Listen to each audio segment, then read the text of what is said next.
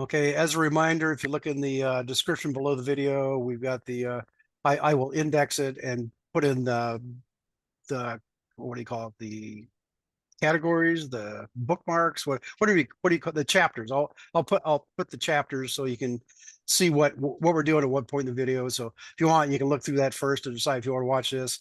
And then there's a link down there, the big index. So there's like 3 years of indexes for those indexes get copied to that. So there's like a 3-year index of everything. So you can go search it and say look up GPS or look up, whatever you want in there. So that's just something to go along with what we're doing here. And I haven't done anything this week. I'm trying to move out of my house. I'm trying to find a new house, and I'm trying to decide what to throw away. And I just realized I got like a little four-wheel drive platform that I could give to Terry so he can use. That's the kind of thing he wants to do for his snowblower. So I'll have to consider that, and maybe my big Earth Explorer robot it's got wheels like this. It's got 4 wheels like that on it and 2 electric motors to drive it. I'll have to think if I want to just dump that too, because that thing's like 30 years old. But that was like the second robot that I built. So anyway, I'm busy these days and I'm not getting anything done. So I will now turn it over to Al. Let me share my screen because I'll use Slack to try to guide the conversation a little bit. I have been sort of laying out what parts I'm going to use in sort of version 2 of my robot, and I was thinking I would use a uBlox GPS instead of my Chinese GPS unit. And what enticed me to the particular version of the uBlox was that it had dead reckoning in it. And unfortunately, I got into it a little bit further and I realized that they only, in this particular unit, doesn't accept, there's no way to ingest correction data. So in essence, it's not a, Jeff will have the more precise language, but I'm going to say it's not one that will give me, centimeter level accuracy. So I'm back at looking at my SkyTraQ units in the way that I had it configured. As I had one SkyTraQ unit as the base and another as the rover. One would produce the RTCM correction data. The other was capable of inputting that as well as also wheel tick data. And you might ask, well, why in the heck didn't you stick with that in the first place? Well, because it's SkyTraQ and not that well known. And so I thought I might get better support and better, it just might be better off long-term using a uBlox product versus a SkyTraQ product. But anyway, I'm back to using the SkyTraQ product. I wrote some code that I posted out on GIS that was,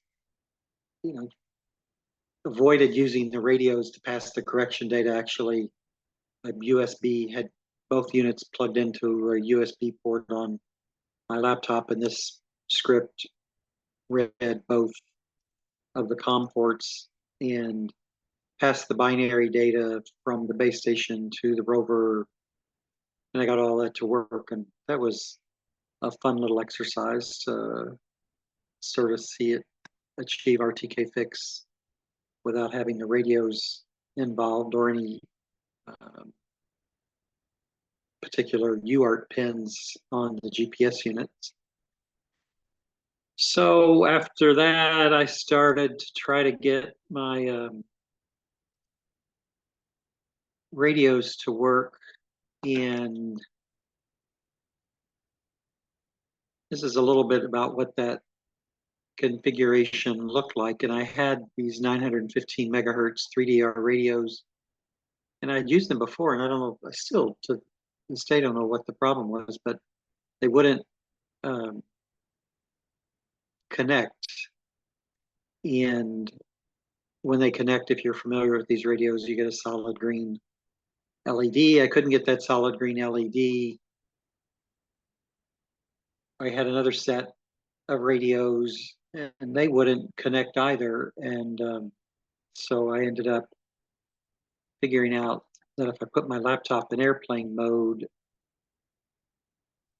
the other set, not this set, but the other set, would actually connect. So I think I had some interference going on there. This HP laptop, although these are 915 megahertz, the HP laptop is either must be spewing out a bunch of EMI that keeps them from connecting. But the bottom line is I'm able to get these working, and I found out one of these units I think is bad. And I also had to one of the units that would connect were connecting at 5700 KB with an airspeed of 64 KB, and I couldn't get RTCM signals to connect that way. So I went with 115/200 and 128 on the airspeed, and I got that to work. I also got to work using PuTTY to get into these radios, thinking the one radio unit that I had that was seemed to be faulty. Just thinking maybe I could do something with PuTTY getting it to talk, but I still couldn't get it to talk. But bottom line is I've now got it working with the airspeed of 128, a serial speed of 115. The net ID I could change to whatever. I've discovered this format number is representative of the firmware version. So I'm actually the ones that are working are the newer firmware that has a list there, 26. Let's see, I had some difference here in max window. I don't quite know what that setting is, but I changed it to 33 and it's working. So on those settings there, the one that says serial speed, the important thing is that has to match whatever your GPS board is. So that's that's the match between those two serial ports.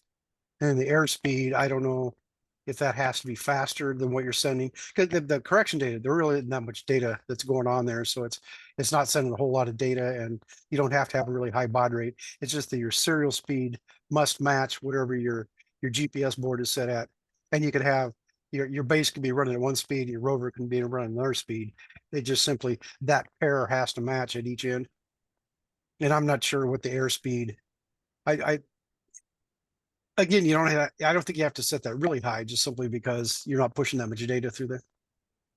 yeah, I found some reference and it just said, just make it a little bit higher than the serial speed.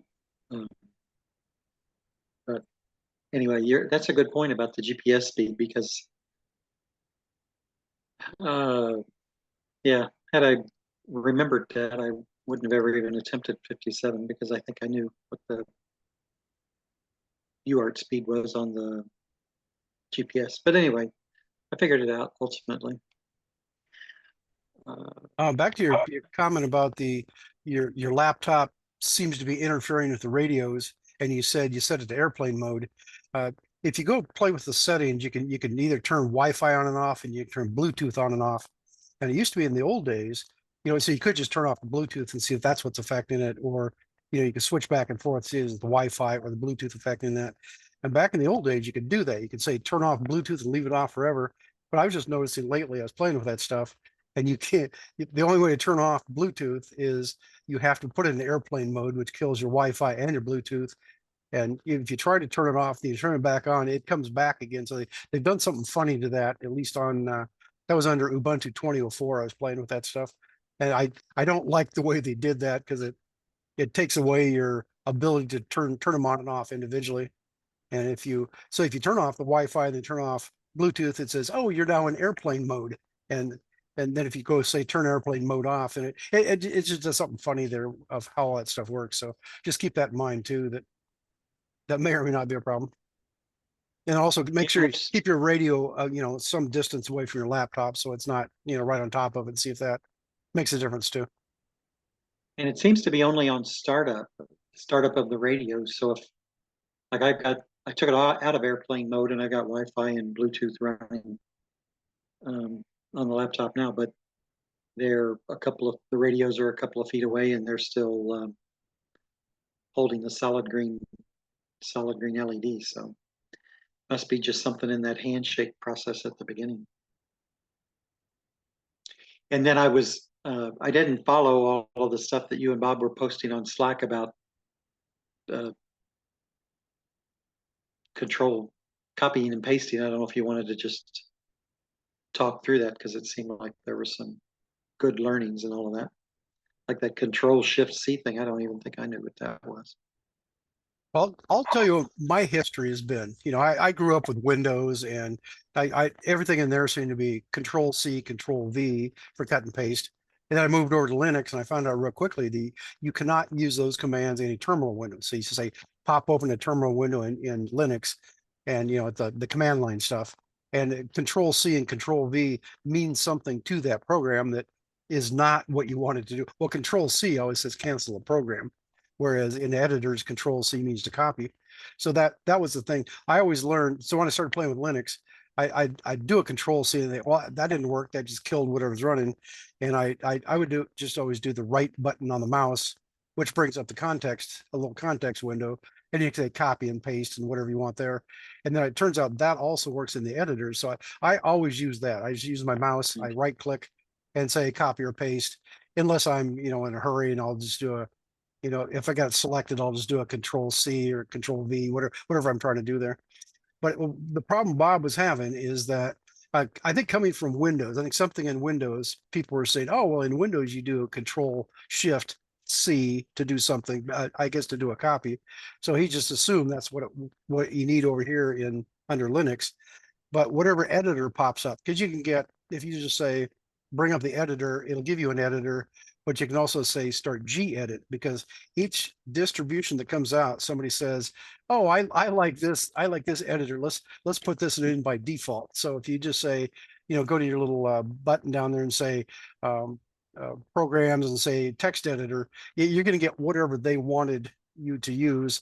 But the older stuff had gedit. I think my Ubuntu 2004 upstairs has gedit by default, and this sitting one right here in front of me, it's got 2204, and it's got something else. I don't know what it is, but they're not quite the same. They look mostly the same, but they don't work the same. So if I'm thinking about it, if I'm at the terminal, I'll just say gedit space file name, and it'll bring up the real editor that I want. So anyway, the problem is you go into those kind of editors, and they've defined what they want all the keys to do, and that's one. Because I kept thinking, how do I explain this? So I went on did a search, and I said I think I said gedit, and then said key definitions or something, and here, let's see, where is that? Let's see, share screen and come back to, we'll do this one, and then where's my Slack? Because I stated in there, it says, oh, if you use this,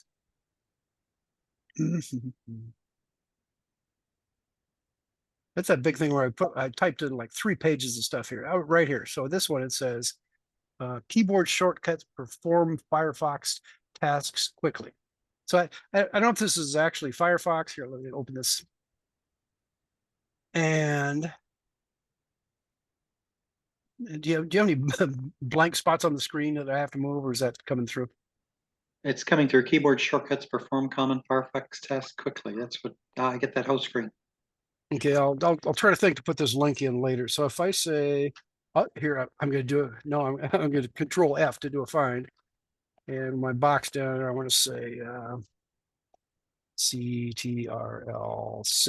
No, that's not what I want to do. I think here I just simply said, I poked at this a few times. If you say copy, so it comes down here.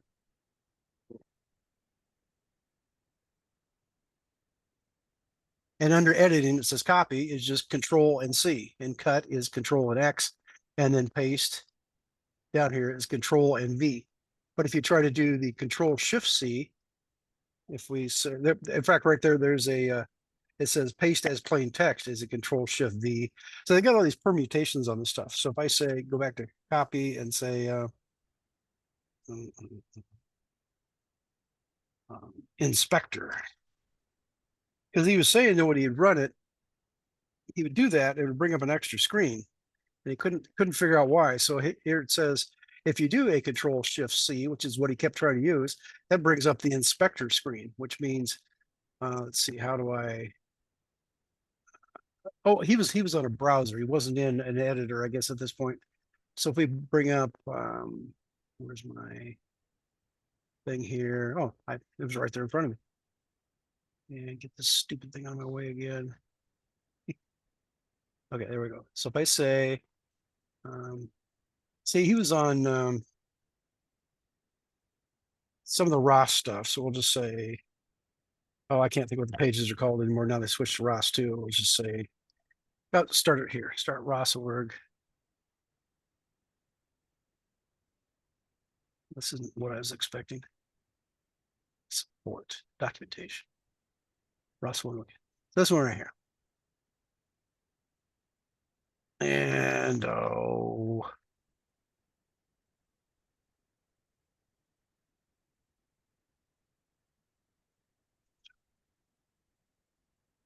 all I want is it should be right there, but we'll take iron.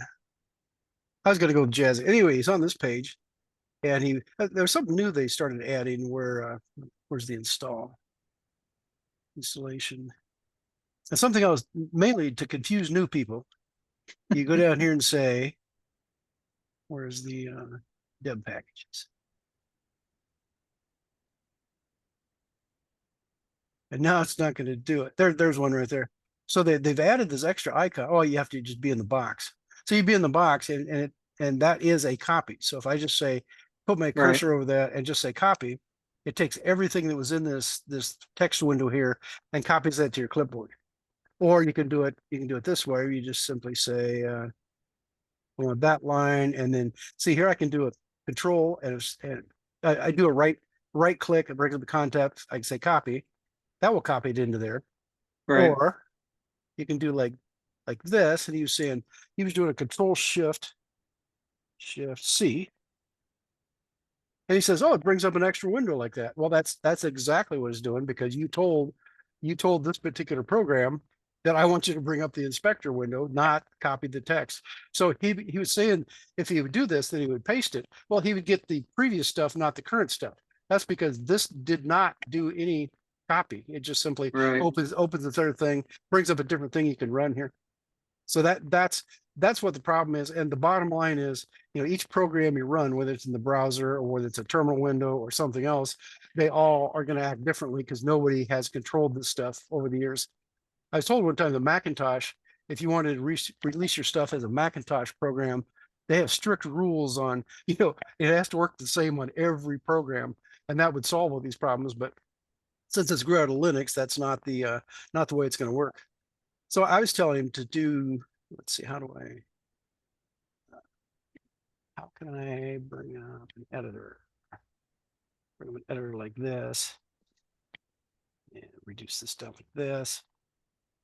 So my thought was you can go like this. You can come over here and we'll say, we'll click the copy button, which what you see in that screen right there, there's 2 lines of text there. We copy that, and then we come back to our editor. And this is a way you can play around and come in here, and I'll say, right click and paste. And there's that stuff I just copied. So it did indeed copy that. So now let's come over here and say I want this one, and I'll say highlight this. I only need this much. I go right there. If I do my Control-Shift-C, it brings that open, and you say, oh, well, did that copy it? So we come over here, we can test it. So I'll come down a couple lines and paste it there. And this is what he said. Oh, it gives me the previous stuff, not what I just now copied. And that's why, because when it brought up that inspector window, instead of doing a copy, you didn't replace anything in the clipboard. So then if you go to the terminal program, so I'm going to Control-Alt-T to bring that one up. And then come over here.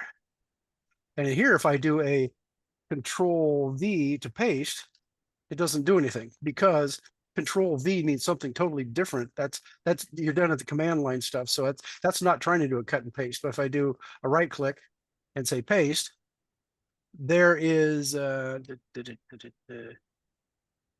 it's you better control C that. yeah, it's trying to that was a partial line too that I had there. So here, yeah, in the terminal you do a control C, it doesn't copy, it kills the program that's running. So the point is you have all these different programs you're using, you have to know, what's the way to do it in here. So he was saying, so let's do this. Let's say XYZ. If I come here, see at this point, if I highlight that and say control C, well, it control C just simply tries to stop whatever's running. So let's do this again.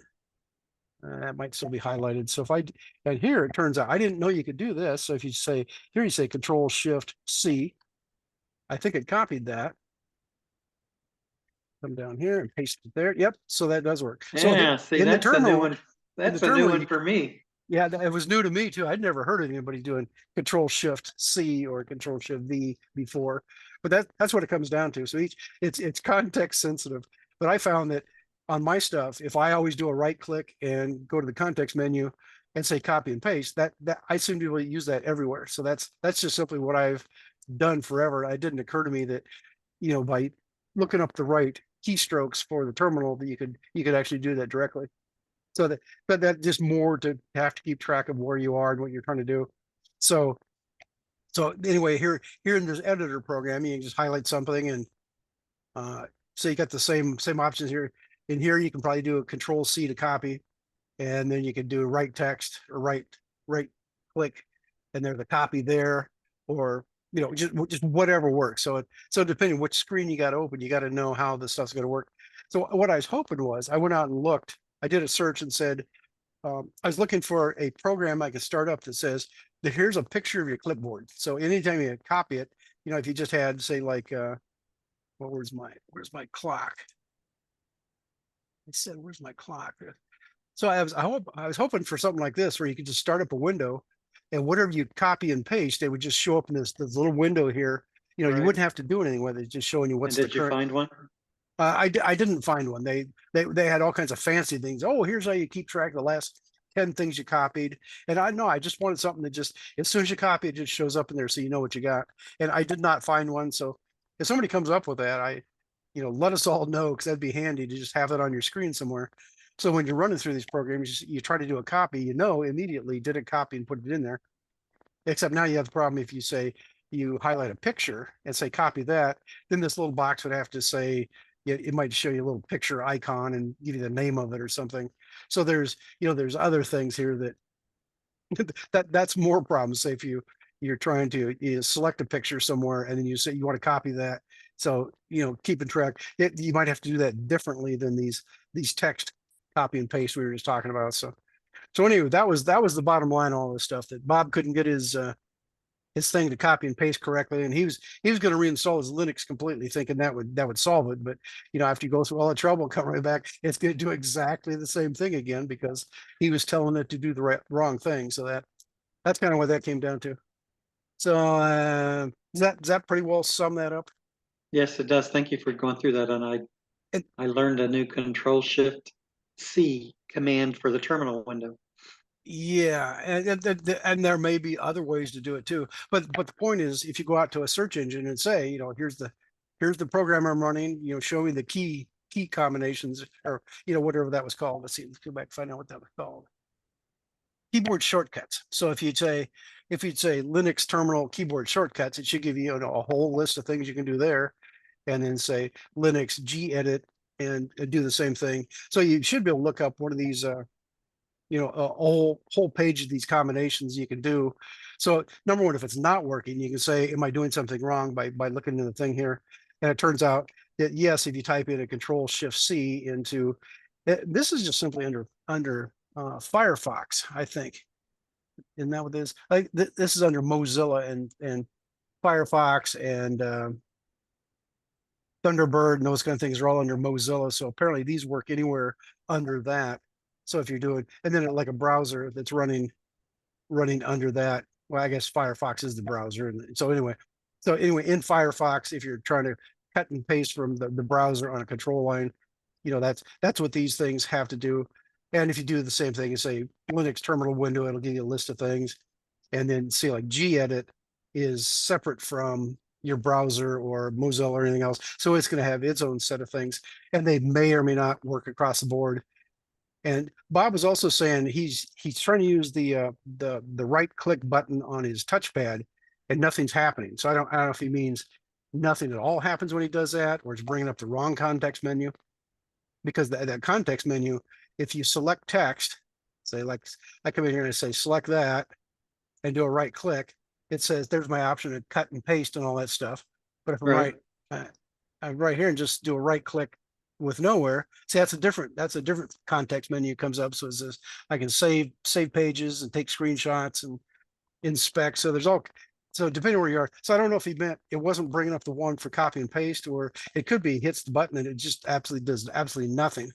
And I thought, well, that might be a setting under Linux. So if you go to the Linux settings, and one of them is called something like mouse and touchpad, and I looked in there, I couldn't find anything about the buttons. You might be able to swap them back and forth if you're right or left-handed. I think it was the only thing I could find there. So I don't know.